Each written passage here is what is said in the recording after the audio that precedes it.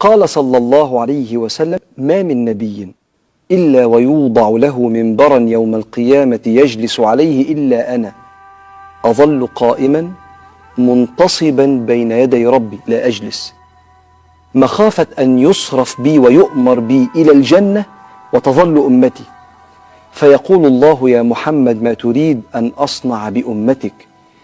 فأقول: يا رب عجل حسابهم، فيدعون فيحاسبون، فمنهم من يدخل الجنة برحمة الله، ومنهم من يدخل بشفاعتي، فأظل أشفع حتى أعطى صكاكا، صك يعني زي إمضة كده، حتى أن مالكا خازن النار ليقول: يا محمد ما تركت لغضب ربك في أمتك من نقمة.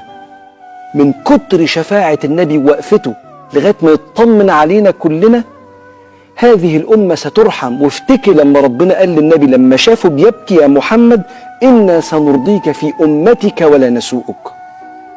مشهد الثاني يوم ما سيدنا النبي كان ساجد عليه الصلاة والسلام وطول في السجود، والناس افتكرته قبض، حتى انه رفع من السجود بعد كده وسألوه فلقوه مبتسم، وقرأ عليهم الآية اللي أوحيت لي وهو في السجود: إنا أعطيناك الكوثر. فقيل له: ما الكوثر يا رسول الله؟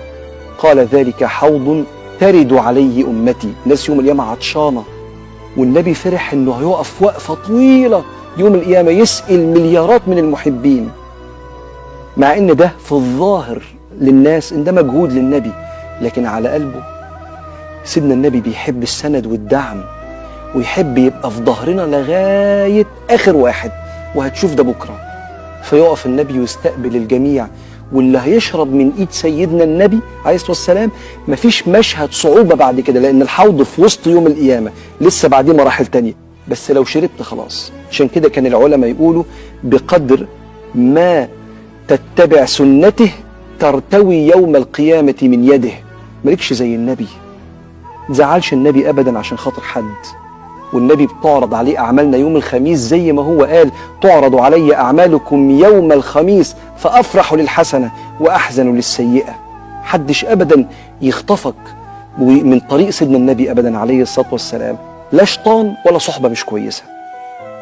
مشهد الثالث لسيدنا النبي وهو واقف على الصراط، وإحنا بنعدي، هو يعدي الأول وبعدين يقف ويقول: ونبيكم قائم على الصراط، الجسر اللي فوق النار اللي أحد من السيف وأدق من الشعرة كما في الروايات، قائم على الصراط النبي، أقول: يا رب سلم، يا رب سلم، بيدعي للناس عليه الصلاة والسلام.